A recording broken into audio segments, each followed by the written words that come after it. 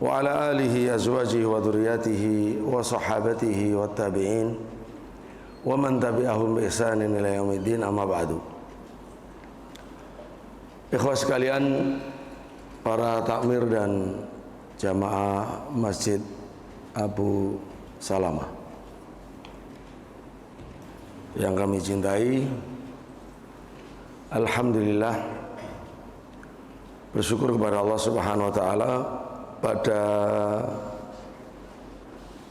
2 hari ini ya, kami berada di sini. Jadi hari Kamis, hari Jumat, dan hari Sabtu, hari ketiga setelah kira-kira 8 tahun ya, yang lalu mungkin saya terakhir di Medan dan sekitarnya. Alhamdulillah, dengan izin Allah, ini semua adalah kebaikan yang Allah kirimkan kepada kita. Makanya keberadaan kita di sini yang di luar dari rencana, terus Allah mempertemukan ada di masjid kita ini, ketemu dengan para bapak, para ibu, dan rekan-rekan, bahkan adik-adik sekalian. Semoga ini bagian daripada kebaikan, hidayah yang Allah suguhkan kepada kita, yang Allah kirim kepada kita, sehingga sebagaimana harapan bertambah hari, bertambah umur, bertambah usia, bertambah dekat kepada Allah Subhanahu wa taala, bertambah baik dalam kita beramal, dalam kita beribadah, dalam berdakwah, dan semakin tinggi lagi kedudukan di sisi Allah Subhanahu wa taala, serta semakin banyak manfaat bagi manusia dan masyarakat sekitarnya. Allahumma amin. Salawat dan salam semoga senantiasa dicurahkan oleh Allah untuk baginda Rasulullah Muhammad sallallahu alaihi wasallam, berikut sahabat, keluarga, dan umatnya yang setia dalam mempelajari sunnah dan mengamalkannya, memperjuangkannya. Allahumma amin. Ikhwah sekalian, Bapak Ibu rahimakumullah, dari yang hadir ini ada yang sudah kenal saya sebelumnya? Belum? Masih baru semua? Saya tahun 2010 itu melakukan safari Jawa Sumatera, bawa mobil sendiri dari Malang dengan rombongan. Kita tempuh selama 25 hari. Insya Allah ngisi kajian tidak kurang dari 25 kajian ya, sampai Aceh, sampai hampir menyeberang ke Sabang, karena waktu itu Sabang tidak masuk dalam daftar, sehingga ketika mau nyebrang waktunya sudah terisi di jadwal berikutnya, sehingga tidak bisa. Termasuk kita ketemu MBU, ditemui sama Tengku Ghazali. Saya tidak tahu beliau masih sehat walafiat atau sudah wafat ya, tidak ada berita. Waktu itu ketuanya Tengku Profesor Dr. Ibrahim. Di periode berikutnya ganti Tengku Ghazali yang jadi ketua, karena Profesor Ibrahim sudah 3 periode insya Allah. Dan lain sebagainya seterusnya, termasuk ngisi di sini, ngisi di Masjid Raya Binjai. Setelah itu sering saya ke sini, termasuk ke Sinabung 2017 untuk ya misi kemanusiaan. Dan mungkin sebelum saya mulai, ini penting mukadimah ini. 2017 itu saya pribadi dengan tim itu mendatangi pengungsi Rohingya di Aceh. dan saya mendatangi pengungsi Rohingya di Malaysia, dan kemudian saya mendatangi bukan Malaysia dulu, setelah Aceh saya langsung ke Burma, langsung mendatangi orang Rohingya di tanah Rohingya di Sittwe atau Arakan atau Rakhine. Itu semua alhamdulillah melahirkan buku kedua tentang sejarah Kesultanan Arakan yang hilang. Nah, baru kemudian pulang beberapa bulan terus kembali ke Rohingya di Malaysia, yang jumlahnya waktu itu pengungsinya di Malaysia 150.000 dan seterusnya. Nah, pada saat saya mendatangi di Aceh itu, kita membawa berapa jadi kita menyiapkan paket begitu ya, paket bantuan. Ada empat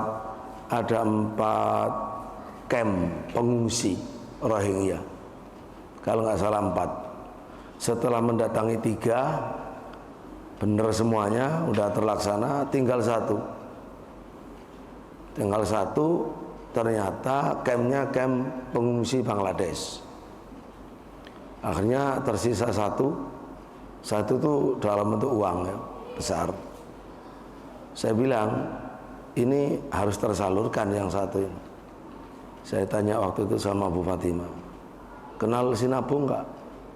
Karena 2 tahun yang lalu saya dengar Sinabung itu meletus, terus secara berkala itu meletus terus. Ada Ustaz, kenal Ustaz, ada muslimnya, ada. Kalau kita ke sana ya harus langsung turun maghrib dari Aceh. Waktu itu di Aceh mana yang pengungsi Rohingya itu? Kemudian terus kalau kita berangkat maghrib ya nyampe subuh di Sinabung, karena saya sudah punya tiket, pagi itu harus ke bandara. Ya sudah, nggak apa-apa, kita kejar. Walhasil alhamdulillah sampailah di Sinabung. Memang masih pagi, kita masih menghabiskan waktu dulu beberapa. Setelah itu baru ke Sinabung. Kita kumpulkan masyarakat, namanya desa Belbaji. Masjidnya gede. Masjid itu dibangun 1975. Mereka masuk Islam tahun 75. Satu desa kecil 4 kilo di bawah puncak Sinabung, selebihnya adalah orang-orang non muslim. Nah, Pak Lawi itu ketuanya, insya Allah. Walhasil inti cerita yang penting, begitu kita ngumpul di masjid, kaum muslimin laki perempuan, masjid besar itu, sambutan dari ketuanya Pak Lawi itu yang menarik, yang perlu saya sampaikan. Saya tadinya meyakini bahwa umat Islam Indonesia itu besar. Waktu itu belum, masih 260-an juta atau berapa ya. Kalau sekarang kan 286 juta sudah. Saya kira, saya tahu, saya dengar, saya yakin umat Islam Indonesia itu besar. Tapi dengan adanya peristiwa ini saya jadi ragu. Saya tidak yakin kalau umat Islam itu besar. Nah, buktinya Bapak adalah orang pertama kali yang datang kemari untuk menengok kami, membantu kami. Setelah 2 tahun. Setelah 2 tahun meletus. Selama ini yang datang kemari adalah kawan-kawan dari Medan. Sudah paling tinggi Medan, tidak ada. Jadi nggak ada umat Islam yang lain. Itu sambil nangis. Ya kita pun nangis. Nggak nyangka kalau ternyata selama 2 tahun berkali-kali erupsi yang datang cuma dari Medan. Di luar Medan tidak tahu, tidak ada saudara. Nah begitu tahu kami dari Malang, Anda orang pertama kali datang setelah 2 tahun. Ya di situ kita terenyuh sekali, menangis. Semua pada menangis. Yang membuat dia menangis itu penderitaan besar karena erupsi berkali-kali. 2 tahun itu belum selesai. Yang kedua, diskriminasi. Yang lain dapat bantuan, mereka tidak, karena minoritas. Tidak dapat bantuan. Selama 2 tahun dia kalau nggak salah menyampaikan hanya dapat beras sekali kalau nggak salah. Beras yang entah 5 kilo entah berapa itu. Teman-teman sekalian rahimakumullah, artinya apa? Misi kemanusiaan itu bagian dari akhlakul karimah, bagian dari bentuk akidah Ahlussunnah wal Jamaah. Tidak boleh disepelekan. Tidak boleh disepelekan.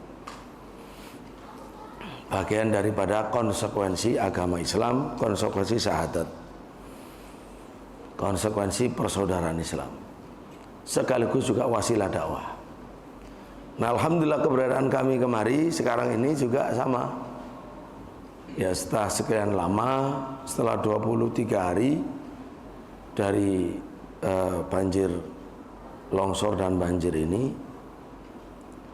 dan setelah waktunya cukup di pesantren kami, pesantren Al-Um, untuk berbenah diri, dan setelah dapat ya termasuk panggilan lah, permintaan pertolongan dari lapangan, akhirnya kita datang. Alhamdulillah, termasuk mengenal masjid baru Abu Salam yang sebelumnya saya tidak kenal. Nah, dulu saya pernah setahun menjadi penasehat As-Sunnah sebelum pindah. Dari mana? Dari yang terakhir menuju kampus yang baru itu selama setahun untuk memperbaiki dan memulihkan pesantren waktu itu. Saya ditunjuk. Ya, alhamdulillah dengan izin Allah semua tugas bisa terlaksana dengan baik. Nah, teman-teman sekalian rahimakumullah, bicara tentang mengenal waktu subuh sesuai dengan sunnah. Alhamdulillah dengan izin Allah Subhanahu wa taala, bagi yang sudah kenal saya berdakwah tentang waktu subuh sejak tahun 2009, 16 tahun yang lalu. Mulai dengan tulisan di majalah, dulu ada majalah Kiblati, kemudian juga di website, kemudian ngarang buku, nulis buku 2009 itu, koreksi waktu subuh. Kemudian melalui dakwah safari keliling Indonesia, melalui berkunjung, bertamu, menyurati Menteri Agama, Majelis Ulama Indonesia Pusat, keliling Indonesia, di masjid, di kampus, di masyarakat. Sehingga sesuatu yang sangat lama, berdasarkan penelitian. Saya meneliti fatwa para ulama, saya meneliti dalil Quran Sunnah, saya meneliti para salafus soleh, saya meneliti sejarah, meneliti ya sejarahnya Fajar Shadiq, kemudian meneliti sejarahnya takwim, sejarahnya kalender waktu sholat modern, dan meneliti ya polemik di antara ahli falak, meneliti di lapangan melihat Fajar Shadiq, kemudian menulis buku itu, dan alhamdulillah istiqomah sampai sekarang. Sudah menulis 4 kali, berarti 4 atau 5, 6. Tapi ya ada iqomat waktu subuh, ada dialog waktu subuh, ada koreksi waktu subuh, ada waktu subuh secara syar'i, astronomi dan empiris. Itu kita cetak 2015, kita cetak 2021. Itu terakhir sudah merespon perkembangan terbaru waktu itu, di mana Muhammadiyah secara resmi memundurkan waktu subuh dari 20 derajat minus 20 menjadi minus 18. Kemudian saya update, saya masukkan semua di kitab itu. Nah, itu di latar belakangnya biar teman-teman mengerti ya. Nah sekarang tujuan kita dari belajar seperti ini, semua ilmu yang kita pelajari sebagaimana kata Imam Ahmad rahimahullah adalah liizalatil jahli an nafsi wa an ghairi, untuk menghilangkan ketidaktahuan atau kebodohan dari dalam diri kita maupun dari orang lain. Yang pertama adalah menghilangkan kebodohan dari diri kita. Yang kedua adalah menghilangkan kebodohan dari orang lain, artinya untuk berdakwah.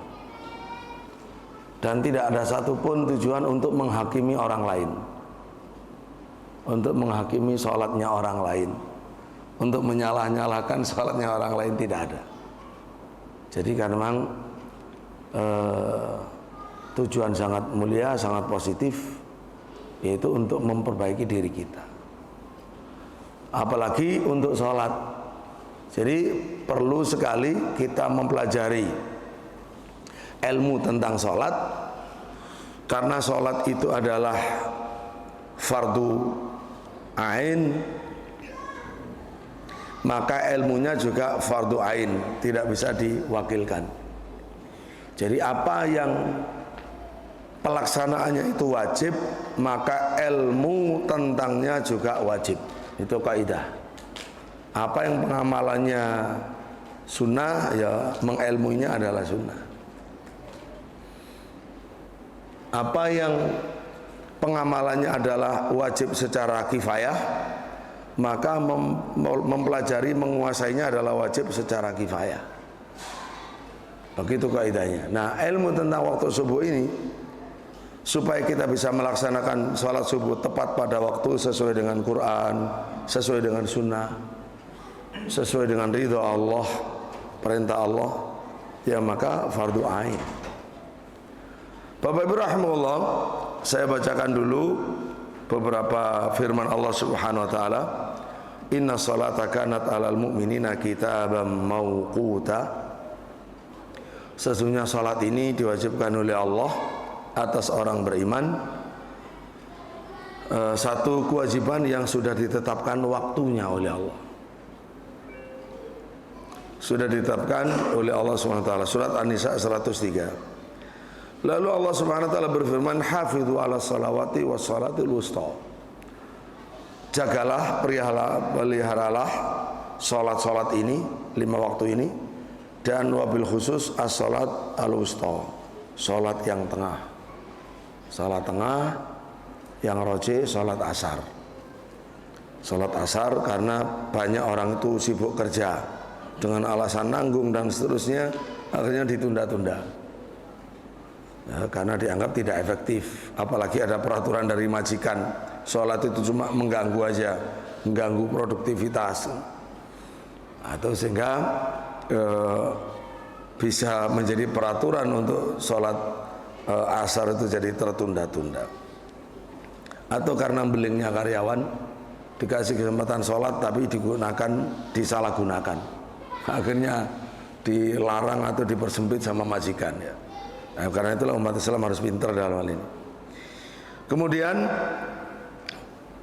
itu di surat Al-Baqarah. Di surat Al-Mu'minun, walladzina hum ala shalawatihim yuhafizun. Sifat hamba Allah ahli surga, calon-calon ahli surga, sifat-sifat wali Allah adalah melaksanakan sholat, bukan sekedar sholat Bapak Ibu, tapi ala sholawatihim yuhafizun, terhadap sholatnya selalu menjaga. Tentu saja selalu menjaga itu melaksanakannya sesuai dengan bentuk yang syar'i, pelaksanaan sholatnya atau waktu pelaksanaan sholatnya masuk di situ, ya. Artinya sesuai dengan syariat dalam waktu yang telah ditetapkan oleh Allah Subhanahu wa taala, bukan yang ditetapkan oleh manusia, yang ditetapkan oleh Allah, bukan yang ditetapkan oleh manusia. Kenapa begitu? Karena yang ditetapkan manusia bisa sesuai, bisa tidak sesuai. Nah, yang menjadi ukuran adalah apa yang ditetapkan oleh Allah. Nah, apa yang Allah tetapkan itulah yang harus dipelajari. sebagaimana kita dalam beragama Islam mengikuti manhaj Ahlussunnah wal Jamaah, selalu sumber dari Al-Quran, sumber dari Sunnah, memahami Quran Sunnah dengan pemahaman salafus saleh, ya sama persis kaidahnya seperti itu. Maka silakan kita pelajari fajar menurut Quran, fajar menurut Sunnah, fajar menurut para sahabat, prakteknya sholat menurut para sahabat itu bagaimana untuk melaksanakan waktu sholat subuh. Ma'asyiral muslimin rahimahullah. Jadi ini mohon maaf karena saya tidak bawa laptop ya. Tapi kalau saya tidak tahu kalau materi saya dalam bentuk, insya Allah ada yang dalam bentuk teks, silakan dicari saja.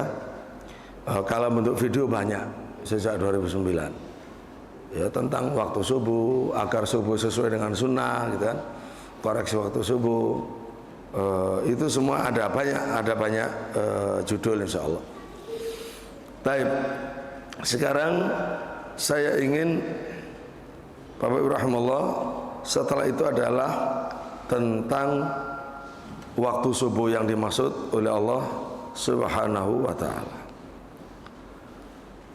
Karena kan melaksanakan subuh sesuai dengan waktu yang Allah tetapkan, maka kita perlu belajar tentang waktu ini secara singkat. Jamaah sekalian rahimakumullah, perlu diketahui sangat-sangat penting, sholat yang Allah jadikan sebagai rukun Islam, yang wajib dilaksanakan sejak orang itu mukallaf sampai wafat, sampai nyawa dicabut oleh Allah dalam keadaan apapun, termasuk dalam keadaan sakit, itu dikaitkan oleh Allah dengan tanda untuk mengenali waktu yang Allah inginkan.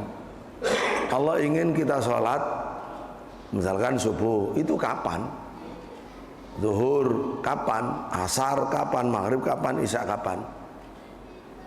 Nah, karena sholat ini kewajibannya fardu ain gitu,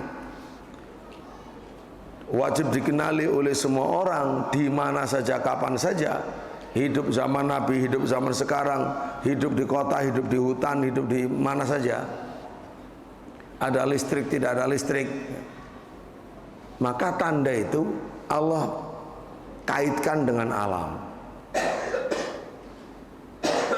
sehingga setiap orang yang hidup di alam ini, alam bumi ini, dia mengenali waktu yang Allah perintahkan untuk sholat.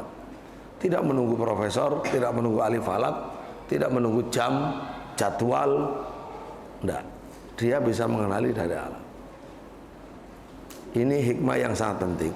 Nah, alam yang dimaksud adalah matahari. Waktu sholat itu semuanya terkait dengan matahari, waktunya. Kalau waktu hari raya, waktu puasa dikaitkan dengan rembulan.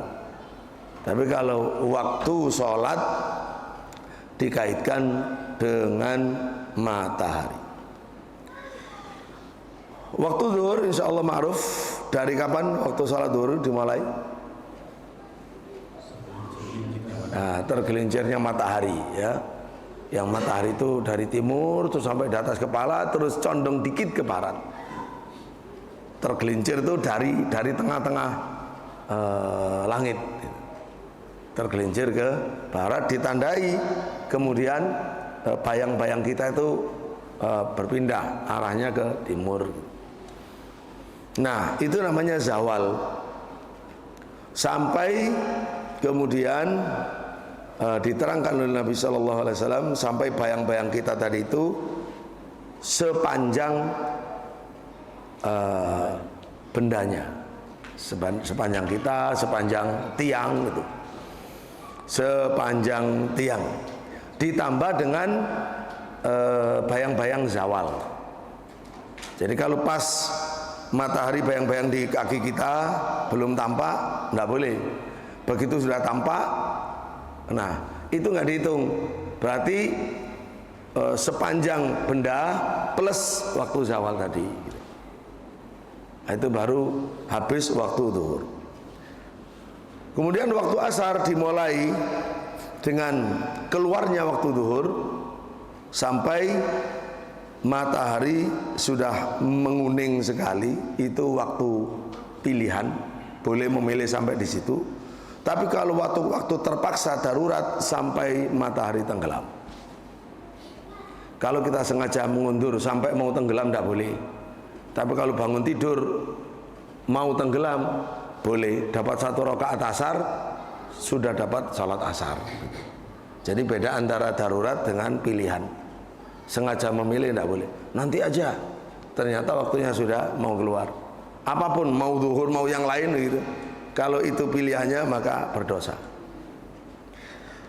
Kemudian waktu maghrib itu matahari semua itu, bayang-bayang semua itu.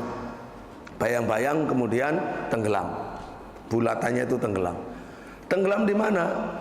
Tenggelam di ufuk barat. Ufuk itu apa? Kaki langit. Ini penting untuk memahami subuh nanti. Ya, kaki langit. Jadi kaki langit itu bisa berbentuk daratan, lurus gitu. Titik pertemuan menurut pandangan kita langit dan bumi ketemu. Nah, ketika sudah turun di daratan yang kita lihat namanya ufuk, ya sudah, bulatan terakhir yang alisnya yang atas itu, piringannya ketika turun maka selesai waktu.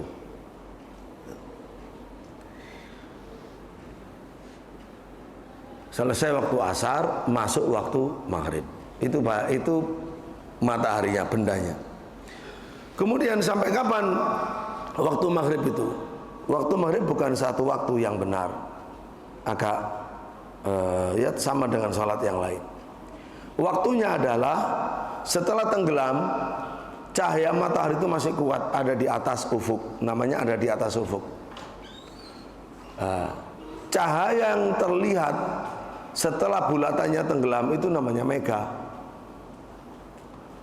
Terus kita tunggu terus sampai warna mega itu nanti akan berubah menjadi merah ya. Semakin ke dalam matahari itu maka cahaya meganya semakin redup, semakin sedikit, semakin fokus di ufuk barat saja, di ufuk barat. Kalau yang hitam lebih dulu arah ufuk timur. Ufuk timur itu gelap lebih dulu. Ufuk barat masih ada mega. Ufuk timur sudah gelap. Nanti begitu mega merah itu hilang, gelapnya sama dengan timur. Jadi gelapnya ufuk barat itu sama dengan timur. Maka hilang waktu maghrib, masuk waktu isya. Itu kira-kira hanya 60 menit. Panjangnya waktu maghrib, mulai tenggelam bulatan mataharinya sampai tenggelam seluruh mega merah. Pernah melihat sendiri di lapangan kapan tenggelam, kapan mega merah hilang? Pernah? Pernah ya? Yang lain belum? Waktu itu sama sedang kemana? Sengaja melihat atau pas ada di laut? Musafir, ya. Apalagi kalau disengaja, ya. Disengaja memang untuk melihat. Ya, kadang rezeki musafir di kapal pas bertepatan dengan itu. Tapi disiapkan jamnya menurut jam. Maghrib itu dimulai jam sekian, berakhir jam sekian. Dicocokkan gitu loh dengan tanda alam yang dari Allah. Kalau tanda jam kan dari manusia, cocok apa tidak? Gitu. Kadang cocok, kadang tidak. Mulainya waktu maghrib itu di sebagian daerah itu ada yang 10 menit setelah tenggelam baru azan. Ada yang begitu. Silakan dicek. Saya sudah mengecek waktu saya di Sulawesi itu. Ya, adanya masyarakat itu 10 menit setelah saya melihat tenggelam di laut. Ada yang pas, ya. Kalau sebelum tenggelam sudah adzan, insya Allah tidak ada. Tapi yang molor banyak, gitu. Untuk maghrib ya, untuk maghrib. Nah itu artinya kalau puasa ikut yang mana? Ya bagi orang yang melihat langsung ikut yang langsung tadi. yang lain belum maghrib, Pak Ustadz gimana? Ya sudah waktunya berbuka menurut Allah secara syar'i, menurut Quran Sunnah. Baik, kita lanjut. Itu maghrib, waktunya tidak lebih dari 60 menit ya.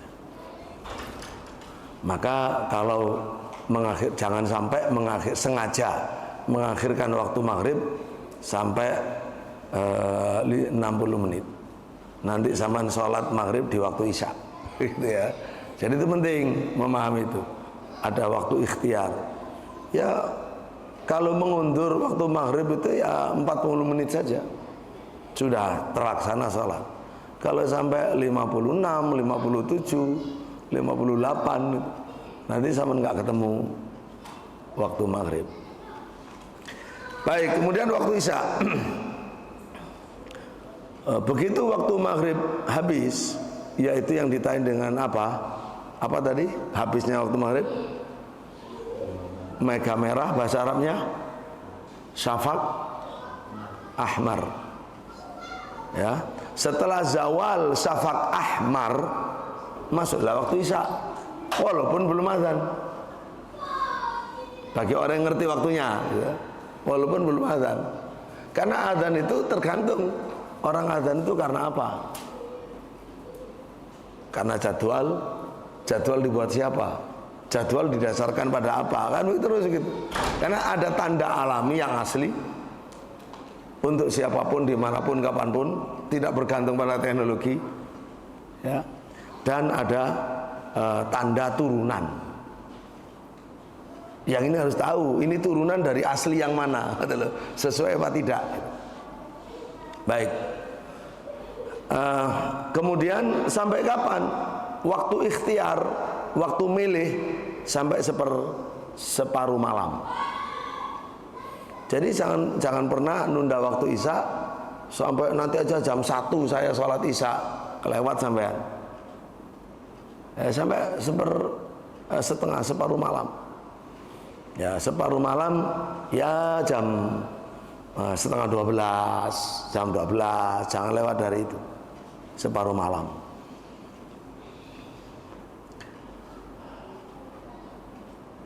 Ya insya Allah setengah 12 itu pas, itu separuh malam. Kemudian setelah itu apa? Setelah itu waktu darurat. Waktu darurat. Waktu untuk orang yang ketiduran terus bangun gitu kan. Kemudian waktu subuh. Waktu subuh itu kapan? Ma'asyiral muslimin rahimahullah. Inilah yang terpenting itu. Waktu subuh itu dimulai dengan, jadi setelah waktu isya tadi tengah malam, waktu isya sudah habis secara ikhtiar, yang ada hanyalah darurat gitu. Terus itu semakin gelap malam, gelap. Mendekati subuh itu kegelapan itu mulai menipis. Mendekati subuh itu tidak langsung fajar shadiq, tapi gelapnya malam, ketebalan gelap malam itu mulai berkurang. Ya, bisa dilihat dari mana? Ya kan kalau kita melihat di alam, ya bisa dilihat dengan melihat bintang apa ya, perubahannya cahaya itu, tapi perubahan itu di langit, di cakrawala langit, tidak pekat seperti awal gitu. Mulai ada tanda-tanda, itu namanya tanda-tanda subuh, tanda-tanda isyarat-isyarat subuh sudah dekat, bukan subuh sudah datang, subuh sudah dekat. Bahasa Arabnya tabashirus subhi. Ya, di dalam riwayat Sayyidina Ali radhiyallahu anhu, tabashir as-subh. Termasuk di antara tanda itu adalah fajar kadhib. Ada cahaya, ya, kadang terang, tapi sifatnya dia meninggi dan bukan di ufuk, dia ke atas. Secara umum di cakrawala langit. Kalaupun itu nyambung dengan ufuk, tapi sifatnya meninggi dari kaki langit, tapi meninggi ke atas, kayak ekor serigala. Tentu ufuk timur ya nanti lebih cerah daripada ufuk barat ya. Nah, ketika ada tanda-tanda itu orang sudah tahu ini waktunya, ketika sebelum ada jam, ini waktunya sholat witir, ini waktunya sholat tahajud, itu ngerti. Ketika sudah gelapnya malam itu sudah mulai menipis, ada bintang-bintang juga menunjukkan memang sudah dekat. Nah, baru fajar shadiq itu disebut fajar shadiq kalau di kaki langitnya. Ya, ibarat ini kaki langit ya. Saman melihat ini horizontal, ini ufuk. Jadi kalau fajar kadhib itu ini kan langit. Kita di bumi melihat sepanjang dari sana ke sini, ini kaki langit. Ini langit, ini bumi. Tempat pertemuannya kan kaki langit. Ketika apapun cahaya kok terang benderang di atas atau ke atas, itu tanda subuh mendekat. Bukan subuh, belum subuh. Lebih-lebih yang fajar kadhib yang dekat dengan kaki langit, itu jangan terkecoh. Nabi sudah ngomong jangan terkecoh. Kenapa disebut terkecoh itu? Karena bisa mengecoh. Dianggap fajar shadiq padahal belum. Nah, sifatnya adalah naik ke atas. Arah cahaya, burahan cahayanya itu, hamburannya itu ke atas gitu. Nah, baru kemudian ketika di kaki langit ini muncul cahaya membentang dari utara ke selatan, dari ya ke utara ke selatan, membentang seperti benang putih yang ditarik gitu. Ditarik lurus membentang. Bisa warna putih, warna kekuningan. Yang penting di kaki langit, di ufuk. Itulah awal fajar shadiq yang dijadikan sebagai tanda masuknya waktu subuh. Jadi melihat waktu subuh itu bukan keluar rumah lalu melihat ke atas, ke kaki langit. Jadi harus di tempat yang bisa melihat kaki langit, di tempat yang lapang, bisa laut, ya, bisa pantai, bisa sawah, kebun yang lapang. Itu yang ideal. Kalau kita punya rumah tingkat atau pas tinggal di hotel, naik ke atas melihat kaki langit. Itu yang penting, yang kita lihat itu adalah kaki langitnya. Ada cahaya enggak yang membentang. Nah, ikhwani fiddin azakumullah.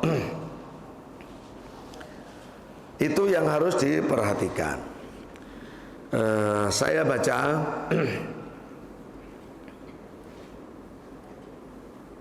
nah, waktu itu awal subuh sampai kapan? Sampai bulatan mataharinya nyembul. Sampai bulatan matahari nyembul. Selama belum nyembul, walaupun sudah terang benderang dan tidak ada mendung, tidak ada penghalang gitu, ya tetap masih subuh. Dan cahayanya yang mendahului terbitnya matahari itu cahaya matahari yang terbit mendahului bulatannya sejak awal kelihatan di ufuk timur membentang ke arah utara selatan, ya itu namanya fajar shadiq. Fajar akhir, fajar kedua, fajar shadiq. Sebelum itu apapun yang terang benderang di timur, ya, maka itu wilayah fajar kadhib, tidak punya konsekuensi hukum untuk ibadah. Ada yang sudah pernah melihat sendiri sengaja? Belum ya. Nah, perlu sekali itu untuk mengamalkan ilmu, mengamalkan seperti salafus saleh. Karena seluruh salafus saleh melihat, termasuk Nabi melihat. Mari kita perhatikan ada hadis dari Buraidah radhiyallahu anhu dari Nabi sallallahu alaihi wasallam, anna rajulan sa'alahu an waqti shalah. Ada seorang sahabat bertanya kepada Nabi tentang waktu sholat. bertanya waktu sholat ini dari dulu sering sahabat tanya, tabiin tanya gitu. Jadi belajar ilmu tentang waktu sholat itu adalah sesuatu yang diperintah, sesuatu yang terpuji. Tanda kita Ahlus Sunnah wal Jamaah, pengikut salafus saleh. Jangan sampai menyepelekan, kenapa kita harus susah-susah melihat, wong semuanya sudah ada jadwalnya. Berarti semangat kita bukan semangat mengikuti salafus saleh gitu. Jadi harus ada semangat itu untuk keilmuan, untuk pembuktian, untuk kehati-hatian kita dalam beramal. Berpahala. Sampai ada hadis asfiru bil fajri fa innahu a'zamu lil ajri. Kamu nyatakan betul-betul fajar sudah terbit, karena itu adalah sholat yang paling banyak pahalanya. Itu lebih besar pahalanya kalau kita hati-hati, khususnya di musim rembulan. Musim rembulan itu purnama itu kan terang benderang terus. Cahaya matahari rembulan itu menerangi ruangan, termasuk nanti campur dengan cahaya fajar. Nah, pada musim-musim seperti itu kita diperintah oleh Nabi untuk lebih meyakinkan lagi. Kamu yakinkan betul sudah masuk apa belum? Dan itu lebih besar pahalanya. Jadi tidak sekedar asal ngikut begitu. Karena ada yang bertanya kepada Nabi SAW tentang waktu sholat. Akhirnya Nabi mengatakan, sholli ma'ana hadain. Baik, kalau begitu kamu harus ikut kami selama 2 hari.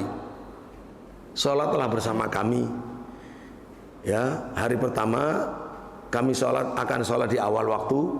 Hari kedua kami akan sholat di akhir waktu. Sholat itu antara ini dan ini, dan itu butuh 2 hari. Nggak diterangkan seperti ini, langsung praktek lapangan. Dan Nabi melihat, sahabat-sahabat melihat. Nah, ketika matahari tergelincir, Nabi memerintah Bilal, kamu adzan. Akhirnya adzan. Lalu kamu qomat, akhirnya qomat. Lalu salat zuhur.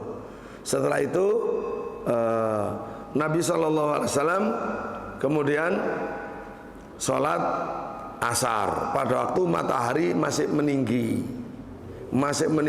masih putih bersih kuat, masih nggak ada kuningnya. Lalu diperintah untuk salat maghrib ketika matahari terbenam. Lalu diperintah untuk adzan, qomat, salat isya ketika mega merah hilang. Semua dilihat. Nabi melihat, Nabi memerintah muadzin. Kemudian melihat fajar tengah malam, di akhir malam, kok tengah malam, di akhir malam. Lalu setelah melihat fajar, Nabi memerintah Bilal, kamu adzan sekarang. Lalu salat. Di hari kedua, Nabi memerintahkan untuk zuhur hari kedua ini kamu dinginkan sampai dingin. Akhirnya Nabi salat di hampir di akhir waktu zuhur lah, yang sudah dingin, nggak ada panasnya waktu itu, nggak ada panas zuhur, nggak ada. Kemudian salat asar ketika matahari ya masih meninggi, tapi sudah di bawah yang kemarin. Lalu salat maghrib ketika matahari tenggelam, ketika syafaq merah hampir tenggelam. Kemudian salat isya ketika sepertiga malam awal itu sudah lewat, baru Nabi salat isya. Kemudian salat subuh di waktu isfar yang sudah terang benderang tapi belum ada matahari. Bahkan dikatakan di dalam hadis yang lain, riwayat yang lain, hampir matahari terbit. Terus Nabi mengatakan, mana-mana yang tanya kemarin, ini banyak. Nabi ketika praktek 2 hari ini diikuti oleh banyak sahabat. Terus Nabi bertanya, mana yang tanya kemarin? Aina sa'il ani salat, an waqti salah. Orang berkata, ana ya Rasulullah, saya Rasulullah. Lalu Nabi mengatakan, waktu salatikum baina ma ra'aitum. Waktu sholat kalian itu antara dua waktu yang kamu disaksikan ya dalam 2 hari. Awal waktu itu kapan, akhir waktu kapan. Udah, antara itu kamu boleh sholat gitu. Jangan sebelum, jangan setelah gitu. Ikhwan fillah azakumullah, ini semuanya adalah bukti bahwa waktu sholat itu empiris, bisa dilihat. Kita harus mengenal tandanya apa dan praktek melihat seperti Nabi dan sahabat. Soal jam bisa cocok bisa tidak, bisa kecepatan, bisa kelambatan, bisa baterainya habis, bisa macam-macam, atau salah ukuran gitu. Jadi harus tahu yang absolut itu yang waktu langsung diberikan oleh Allah Subhanahu wa taala. Taib, saya setelah itu baik, ada yang perlu dialog ya, nanti perlu dialog. Ada yang kita masih Al-Quran.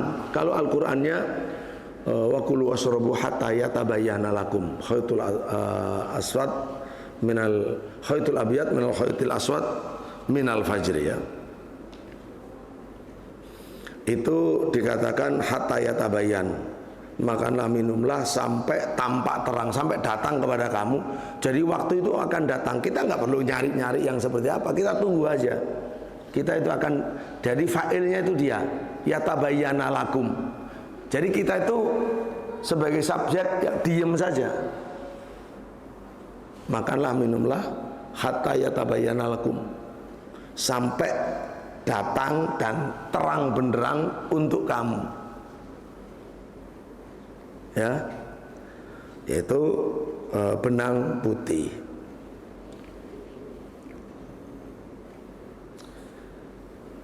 Dan benang merah, benang putih dari fajar.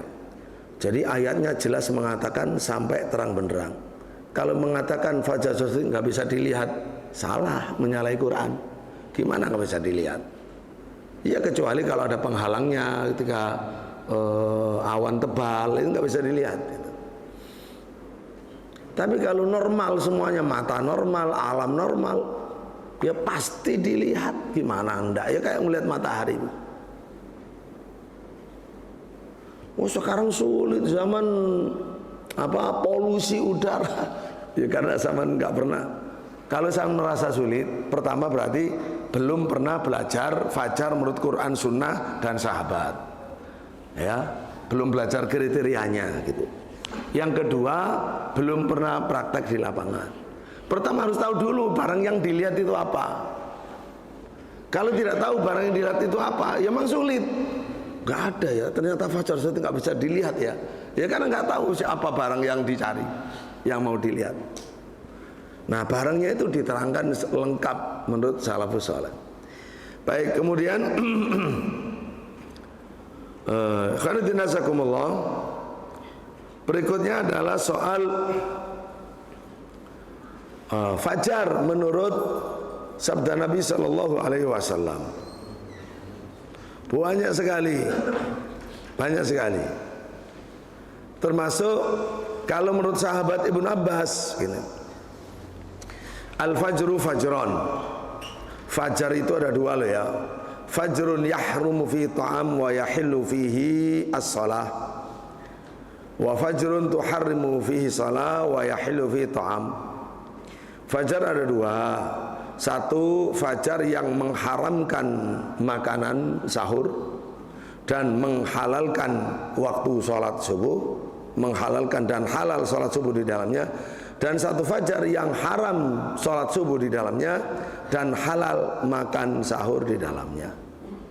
Lalu Ibnu Abbas radhiyallahu anhu menerangkan, Ibnu Abbas ini, bahwa fajar yang shadiq, yang halal untuk sholat dan haram makan sahur, itu alladzi yantashiru ala ru'usil jibal, yaitu fajar yang terlihat jelas di puncak-puncak gunung. Ini pengertian fajar menurut Ibnu Abbas, ulama sahabat yang ahli tafsir langsung dari Nabi. Ya, alladzi yantashir ala ru'usil jibal. Sahih dari Ibnu Abbas, sahih dari Imam Atha, muridnya tabi'in. Bagaimana prakteknya? Zaman kalau melihat ke ufuk timur, ini praktek ya. Pertama sampean cari di Google posisi matahari hari ini. Ada aplikasinya. Ya, aplikasi untuk mengetahui posisi matahari. Nanti ditunjukkan ya, apakah utara atau selatan atau tengah. Di timur pas, timur ke utara, timur ke selatan. Kan itu matahari berbeda-beda tempat matlaknya. Maka fokus itu menentukan. Oh, di sini tempatnya. Udah fokus di situ, nggak akan salah. Fokus di satu titik, kemudian melihat alam sekitar. Tadi gelap gulita, ini mulai sudah terang, tapi tidak ada apa-apa masih di ufuk. Gitu. Itu tanda subuh. Kemudian muncul membentang.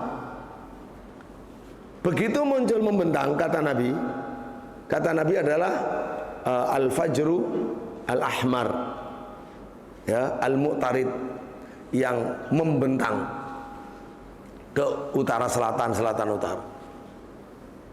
Begitu muncul fajar shadiq itu, maka terbelahlah antara langit dan bumi. Kita jadi tahu, oh itu langit, oh ini bumi. Kelihatan juga ada gunung, oh itu ada gunung. Bahkan lekukannya gunung itu kelihatan gara-gara ada fajar shadiq yang masuk ke ruang atmosfer kita, ada di kaki langit. Bahkan kalau misalkan ufuk timur kita itu gunung, tidak masalah, tidak menjadi penghalang, karena akan kita lihat, kita saksikan fajar shadiq dari guratan garis gunung itu. Begitu belum muncul, ketika belum muncul, gunung tidak bisa, masih menyatu sama-sama gelap dengan langit, nggak bisa dipisahkan. Begitu keluar, maka gunung pun kelihatan. Itulah yang dimaksud oleh Ibnu Abbas, yaitu fajar yang menyebar di puncak-puncak gunung. Bukan kesiangan, bukan. Ya itulah awal fajar shadiq. Zaman kalau melihat, maka akan paham, ya. Kemudian jamaah sekalian rahimakumullah, sebelum terakhir, sebelum saya buka waktu tanya jawab, Imam Syafi'i rahimahullah dalam kitab Al-Um itu menerangkan. Jadi ayat sudah kita sebut, hadis kita sebut, walaupun nggak banyak ya, yang penting ada tanda. Kemudian sahabat kita sebut, lalu tabi'in kita sebut, lalu Imam Syafi'i. Kalau Imam Syafi'i itu di bawahnya tabi'in, ya. Tabi'in itu Imam Malik. Imam Syafi'i katakanlah generasi keempat lah gitu. Generasi keempat, tapi hidup di zaman ketiga, menjadi imam di zaman ketiga. Imam Syafi'i rahimahullah di dalam kitab Al-Um mengatakan, idza bana al-fajru al-akhiru mu'taridan faqad halat salatu subhi wa man shallaha qabla tabayyuni al-fajri al-akhiri mu'taridan a'ada. Idza bana, apabila telah tampak terang, al-fajru fajar, al-akhiru yang terakhir. Disebut terakhir itu karena setelah dia muncul, ya, itu nyambung dengan munculnya bulatan matahari. Nggak ada lagi fajar. Itu fajar terakhir alias fajar kedua. Nah, kalau sebelumnya ketika muncul itu tidak mesti nyambung, kadang kebanyakan putus. Setelah terang benderang kok kelihatan gelap sebentar. Tapi kalau yang kedua ini, karena betul-betul adalah sinarnya itu di ufuk, pasti sinarnya matahari, tambah menit, tambah lebar, tambah besar, yaitu nanti akan muncul bulatan. Itulah namanya fajar terakhir, fajar kedua. Idza bana al-fajru al-akhiru mu'taridon. Kalau dia sudah tampak, tampaknya bagaimana? Membentang. Bukan meninggi, bukan sa'id, bukan mus'ad, tapi mu'tarid. Sekali lagi, membentang di ufuk. Faqad halat salatu subhi. maka telah halal sholat subuh. Sama dengan bahasa atau Imam Atha, dengan bahasa Ibnu Abbas, dengan bahasa Rasulullah Sallallahu Alaihi Wasallam, maka telah halal sholat subuh. Sebelum itu haram.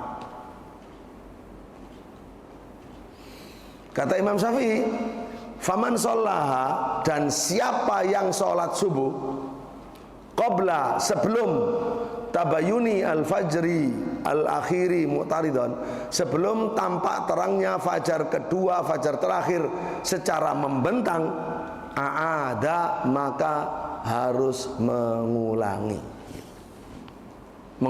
subuhnya. Karena ijma sholat sebelum waktunya tidak sah. Begitu tahu kalau sebelum waktunya wajib mengulangi. Begitu. Nah, kira-kira kapan kalau dari sisi waktu kita ini? Kalau hari ini untuk sholat daerah sini itu jadwalnya adalah jam 5:02. Jam 5:02. Biasanya itu mengacu kepada kriteria minus 20 derajat. Samaan kalau terjun lapangan akan melihat, harus melihat sebelum jam itu, ketika jam itu, setelah jam itu, terus gitu ya.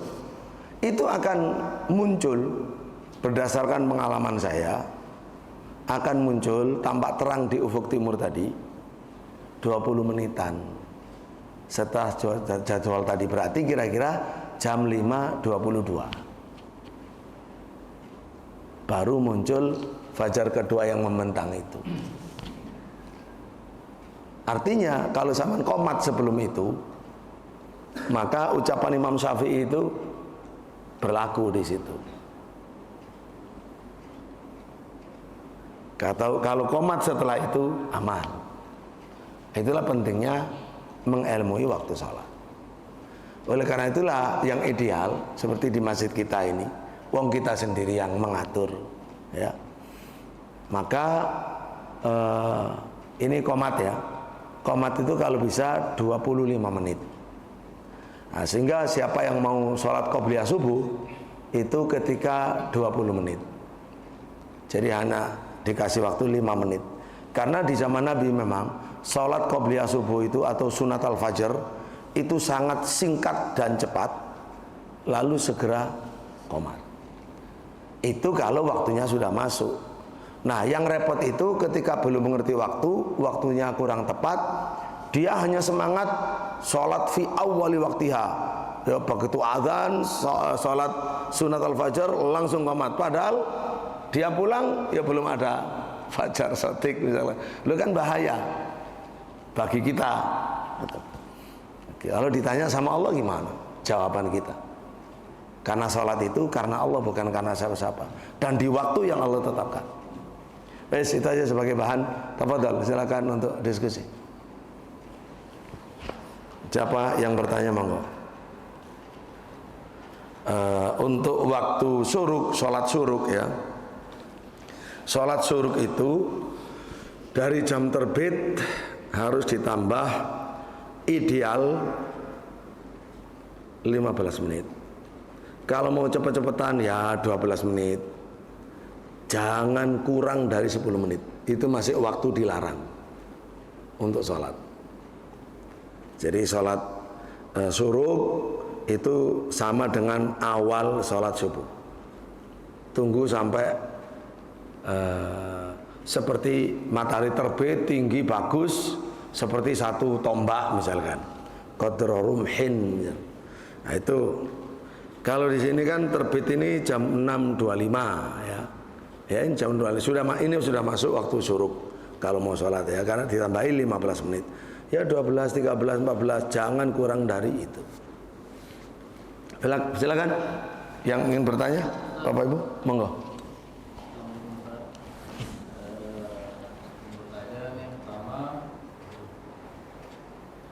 Kita itu kan dimintakan atau diarahkan ya, sholat bersama-sama dengan kaum muslimin. Sedangkan waktu sholat di rata-rata atau masjid yang ada di sekitaran Medan sekitaran ini, Nggih. dari kita ini, itu subuhnya mungkin jarak waktunya sekitar 10 sampai 15 menit. Ini bagaimana kita menyikapinya, Ustaz? Baik. Nah, bila mana kita tidak dapat sholat di masjid-masjid yang mungkin tidak bisa lama gitu. Ya. Atau ketika kita safar gitu ya. Iya. Kita mendapati masjid yang mungkin 10 sampai 15 menit. Nggih. Bagaimana kita menyikapinya? Apakah sholat sendiri atau sholat bareng berjamaah di masjid? Baik, jazakumullah katsirah. Itu pertanyaan yang sangat bagus. Jawabannya ada di dalam hadis Abdullah bin Mas'ud radhiyallahu an. Jadi Nabi SAW sudah mengajari dengan sangat lengkap bagaimana tata cara sholat, bagaimana waktunya sholat, rukun, sunnah, adab ya sholat, itu sudah diterangkan semuanya. Dan sholat kita itu yang menyembah Allah itu harus atas dasar itu semua. Bagaimana kalau fakta di lapangan menurut ilmu kita waktunya belum tepat, belum masuk. Sahabat Abdullah bin Mas'ud radhiyallahu anhu, sahabat Nabi yang besar, ahli Quran, itu bercerita. Nabi SAW bersabda, la'allakum satudrikuna aqwaman yusalluna salata li ghairi waqtiha. Barangkali kalian para sahabatku akan menjumpai satu kaum setelah Nabi wafat ya, akan menjumpai satu kaum yang mereka itu melaksanakan sholatnya di luar waktunya. Artinya mengakhirkan sholat dari waktunya. Sholatnya tidak ideal, di akhir-akhir sekali. Nah, ini yang dimaksud oleh Nabi ini adalah imam, jamaah, pemimpin, sultan. Ya, mereka yang memimpin sholat, tapi pelaksanaannya itu di waktu yang sudah jauh lewat, bukan waktu yang ideal yang ditetapkan oleh Allah dan Rasulnya. Ini kasus mengakhirkan sholat, mengakhirkan sholat. Entah itu memimpin sholat asar sudah mau tenggelam, padahal sholat kan wajib ngikuti imam. Apalagi yang imamnya di situ adalah kita tinggal di tempat yang langsung diimami presiden, diimami menteri agama dan seterusnya, ulil amri lah gitu.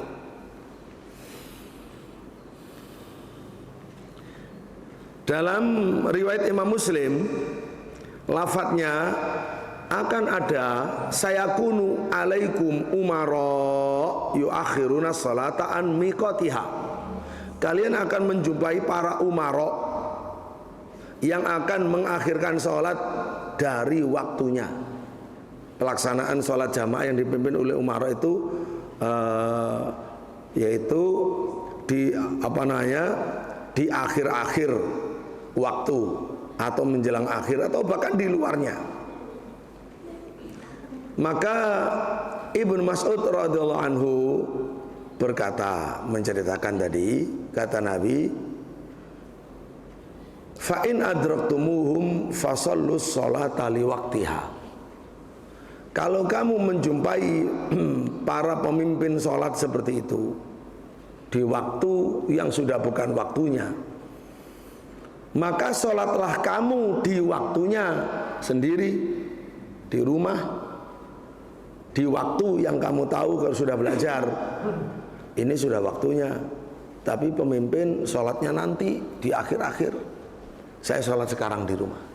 Sholat wajib sendiri di rumah, atau dengan istri atau dengan siapa yang pokoknya di rumah. Sholat sendiri, sholat dengan orang-orang di rumah. Ya, Jadi shollu as-sholata liwaktiha. Jadi sholat karena waktu yang ditetapkan Allah, bukan karena umara. Umara salah kok di sini, di hadis ini. Saya membaca hadis ya. Shollu sholata liwaktiha. Setelah selesai kita melaksanakan sholat rukun Islam kepada Allah, untuk Allah, karena Allah, di waktu yang Allah tetapkan, yang kita sudah belajar. Setelah itu kita tahu ini akan diqomati sholat ini, maka silahkan kamu muncul bergabung dengan mereka. Sholatlah sholat yang sama, makmum. Waj'aluha subhatan, kata Nabi. Jadikan sholatmu yang kedua itu sholat ngulang ya, sholat kedua. Karena kasusnya adalah salahnya di akhir waktu. Sholatnya itu di akhir waktu. Padahal harusnya sholatnya di sebelumnya. Kita sholat sebelumnya, sholat sendiri, misalkan asar, lalu keluar menampakkan diri dengan imam, sholat bersama dengan mereka di waktu yang kita sudah tahu itu sudah nggak bagus gitu. Itu sebagai sholat sunnah. Walaupun tidak diniatkan usolli, misalkan ya, sholat sunnah, enggak harus. Yang jelas kesadaran kita ini sholat sunnah. Terus sholat yang wajib yang mana? Yang tadi sendiri di rumah. Itu sholat wajib. Nah, karena sholat wajib sendiri di rumah, itu sholat yang tidak boleh ditinggal sama sekali. Itulah rukun Islam. Karena sholat yang kedua itu hanya untuk menampakkan diri, menjaga keutuhan, ya, menjaga keutuhan. Sifatnya sunnah, ya sifatnya kadang-kadang saja, nggak wajib. Tiap hari keluar sholat 2 kali, nggak wajib. Yang wajib sholat tepat waktunya.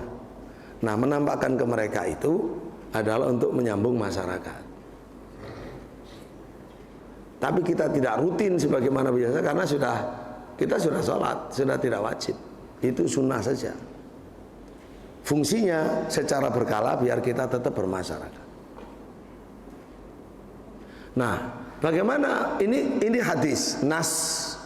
Kalau kasus kebalik, ya, ada kasus baru terbalik. Misalkan imamnya karena mau safar gitu, maka sholat subuh itu cepet-cepetan sebelum waktu sudah qomat sholat subuh. Kita ada di situ karena sholat tidur di masjid, kita mungkin iktikaf atau apa, ya udah ikut aja sholat. Belum waktunya, udah ikut aja sholat. Jadikan sebagai sholat sunnah. Nanti kamu sholat sendiri di waktu yang kamu tahu ini waktu yang dimaksud oleh Allah. Beginilah ahlu sunnah itu menghimpun 2 kebaikan, memenuhi hak Allah Subhanahu Wa Taala yang itu sholat fardu, dan juga memenuhi hak masyarakat yang itu sunnah. Itu kira-kira. Barakallahu fikum. Mudah-mudahan bisa terjawab. Jadi ini langsung hadis Bapak Ibu ya. Jawaban kita hadis dari Ibnu Mas'ud, riwayat Imam Muslim, Imam Nasai itu. Nah, jadi sekali lagi kita belajar ini jauh dari yang namanya sibuk menghakimi orang, bahkan kita memperbaiki diri sendiri, menyiapkan diri untuk menghadap Allah. Karena yang pertama kali ditanya soal sholat. Ya kalau ada laptop biasanya lengkap saya sampaikan dengan bukti-buktinya, termasuk melihat keadaan sebelum jadwal 20 derajat, lalu 20 derajat sampai matahari terbit, sampai setelah terbit berapa 1 tombak, ya begitu. Dan untuk jadwal bagi yang ingin tahu jadwal bisa dirubah-rubah, derajat itu apa sih? Apa itu derajat? Gini, ketika matahari itu terbit muncul di permukaan ya, sama dari sana melihat matahari nyembul gitu. Ini namanya 1 derajat. Ketika belum tampak setara itu 0 derajat. Ketika ke bawah -1, -2, -3, begitu. Semakin di bawah semakin disebut min. Kalau ke atas itu plus ya. Nah 1 derajat itu ditempuh oleh matahari dalam perjalanannya 4 menit. Jadi 1 derajat 4 menit. 2 derajat berarti 8 menit. Nah, Indonesia ini mengacu jadwalnya 20 derajat. Berarti kali 4 berapa? 80 menit gitu. Nah, kalau subuh itu muncul, waktu subuh itu muncul di minus 15 derajat, berarti 15 kali 4 berapa? 60 menit. Hanya 60 menit waktu subuh. Hanya 60 menit. Sama dengan waktu maghrib. Itu. Nah, kalau kita sholat itu sebelum itu, lu kan eman tadi ya, adzannya, qomatnya cepet-cepetan karena as-sholatu fi awwali waktiha, lu kan di situ kita jadi rugi, gitu. Karena cepet-cepetan itu setelah betul-betul masuk, maksudnya jangan asal dianggap masuk lalu cepet-cepetan. Makanya punya ilmu itu supaya bisa memastikan, itu lebih baik kita beribadah dengan berilmu. Dan fatwa para ulama banyak, termasuk yang paling pertama keras menggaungkan itu Syekh Albani rahimahullah rahmatan wasi'ah, ya, yang menggaungkan ini. Nah, jadwal bisa di-download di Yayasan Bina Al-Mujtama, ya, www.yayasanbinamasyarakat.com.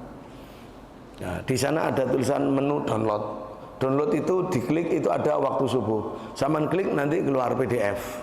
Itu bisa dirubah-rubah. Jadi ada nama kota, kita ingin mana kota Deli Serdang. Kalau sudah ada, kalau nggak ada yang mirip aja lah. Mungkin yang lebih besar, misalkan apakah Binjai ataukah Medan, nggak apa-apa. Yang kan di situ diisi. Kalau bisa ngisi silakan diupdate. Kalau nggak bisa yang ada itu. Itu kota seluruh Indonesia. Lalu ada derajat, kita minta derajat berapa? Ada pilihan, derajat minus 20, 19, 18, 17, 16, 15. Nah, sehingga begitu diklik akan muncul, kalau ikut yang 15 derajat sekian jamnya, kalau ikut yang 17 sekian, yang ikut 18 sekian, yang ikut 20 sekian. Itu sepanjang tahun sudah ada. Nah, itu kan data, informasi tentang apa yang akan terjadi. Silakan di cross check di lapangan. Yang benar ini minus 20, minus 19, minus 18, minus 17, 16 atau 15. Begitu Bapak Ibu rahmatullah. Ada pertanyaan? Ustaz, Pak Abu Fatimah gimana? Jadi kita minta, tadi sudah bagus ya, tapi kurang aja, tambah aja 3 menit. Pokoknya 25 menit lah. Nah, untuk azan yang bagus itu, kalau Muhammadiyah kan sudah resmi 8 menit setelah azannya pemerintah. Kalau Muhammadiyah itu resmi 8 menit setelah azan pemerintah, karena sudah mengubah dalam majelis tarjihnya, yaitu sekarang ikut minus 18 derajat, meninggalkan minus 20 derajat. Nah, kalau azan subuh agak gandol saja. Orang lain azan biarkan azan. Biasanya orang azan itu sampai 4 menit. Kalau azannya panjang sampai 5 menit. Nah, mereka masjid mana selesai azan baru kita nyambung, pelan-pelan aja azan. Ya, kalau di kami ya langsung adzan itu di 15 derajat itu baru adzan. Nah, kalau di tempat-tempat umum ya supaya baik ya sama dengan yang lain, cuma agak gandol. Soal qomatnya yang kita sudah berilmu, kapan kita qomat. Begitu ceritanya. Cukup? Hah? Sama hadir dari awal enggak? Mudah-mudahan dari awal ya. Supaya ngerti apa yang kita sampaikan. Monggo Bapak Ibu. Ini termasuk ilmu baru atau ilmu lama ini? Sudah tahu sebelumnya atau baru tahu? Para Bapak, jenengan yang baju putih baru tahu atau sudah lama tahu? Baru tahu. Tapi nggak kaget kan insya Allah. Insya Allah nggak kaget. Karena tadi tujuan kita bukan nyalakan orang. Bagaimana sholat kita? Ya. Kalau kita sholat sebelumnya itu atas dasar ilmu, ya, ilmu tapi yang masih global gitu ya, ya tetap sah. Bagaimana kalau kita sekarang tahu ilmu detail terus berubah, pahalanya double. Yang jadi persoalan itu tidak mau berubah, alias menolak ilmu, itu masalah. Ya, itu masalah. Batrul haq, ya, menolak kebenaran adalah bagian dari kesombongan. Kan kita hidup untuk ibadah. Ibadah atas dasar ilmu. Dapat ilmunya ya bismillah. Nggak percaya buktikan dulu. Bang ini empiris kok. Waktu sholat itu dilihat. Jadwal ini panduan prediksi katanya besok jam sekian. Sama lihat sekali 2 kali gitu. Melihatnya di mana? Sama keluar yang ke daerah timur itu mana, kita di pantai. Bagus. Dengan pantai di sini jauh nggak? Oh, jauh, dari pantai jauh. Yang ke timur yang bisa melihat matahari itu ya. Berapa jam? 1,5 jam.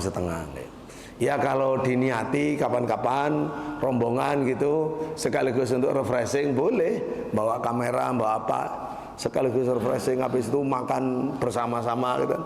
Ya bagus. Loh kita itu selalu memanfaatkan. Ini ada Ustadz Abu Soleh ya, Dr. Abu Soleh, barangkali dimanfaatkan monggo dialog. Jadi dia itu ya murid kita yang biasa ngawal para mahasantri untuk melihat fajar shadiq. Termasuk untuk melihat posisi matahari, minta dia nanti ditunjukkan linknya untuk melihat posisi matahari ini gitu. Dia sudah ikut melihat dengan saya dari mana, kita nyewa kapal di Pasuruan itu, kapal nelayan. Orang mau melaut nelayan, nggak usah pak, saman biasanya dapat berapa, wis tak sewa wis, antarkan ke tengah laut sana untuk melihat fajar shadiq. Loh kita itu bondo pak melihat fajar shadiq itu sampai ke tengah laut. Kadang naik gunung, kadang ke tengah laut, kadang kita itu naik ke puncak hotel tertinggi. Saya di Kuwait itu dari puncak menara tertinggi. Orang lain nggak boleh. Saya minta ke officialnya itu, boleh nggak saya melihat? Mau lihat fajar shadiq? Boleh, dibukakan. Jadi ya karena kepingin tahu gitu. Di mana saja. Nah video foto kami yang kita dapat itu saya nyuruh teman dan ada hubungan famili karena pernikahan itu dari Papua. Dari Papua itu hampir dia ditembak oleh tentara, disangka UPM atau apa, karena malam-malam sendiri ke hutan di pinggir pantai untuk melihat memoto. Sampai berapa hari? Dia 3 hari atau berapa itu? Lebih 5 hari dia keluar, 5 malam. Terus mulai tengah malam sampai subuh di foto, karena dia fotografer. Saya minta foto kamu kan bagus, ya kamu amal soleh dong sampai akhir nanti berguna. Dia keluar itu sama, ya Allah Ustaz, saya mau ditembak tentara, sama kamu. Ya, Masya Allah, itu ceritanya. Jadi kita mendapatkan itu luar biasa. Dan ini insya Allah murid kita akan ada melihat dari Labuan Bajo, di tempat, di koordinat yang sama yang para BHR atau Lajnah Falakiyah Kemenak dipimpin oleh Profesor Thomas Jamaluddin pernah melihat. Nah itu akan dilihat dari titik yang sama. Insya Allah mulai jauh sebelum waktu 20 derajat sampai matahari terbit. Insya Allah mudah-mudahan berhasil dan tidak ada mendung. Allahumma amin. Demikian kiranya cukup. Subhanakallahumma rabbana wa hamdika asyhadu an la ilaha illa anta astaghfiruka wa atubu ilaik. Assalamualaikum. Al-Um TV, Samudra Ilmu, Selaksa Hikmah.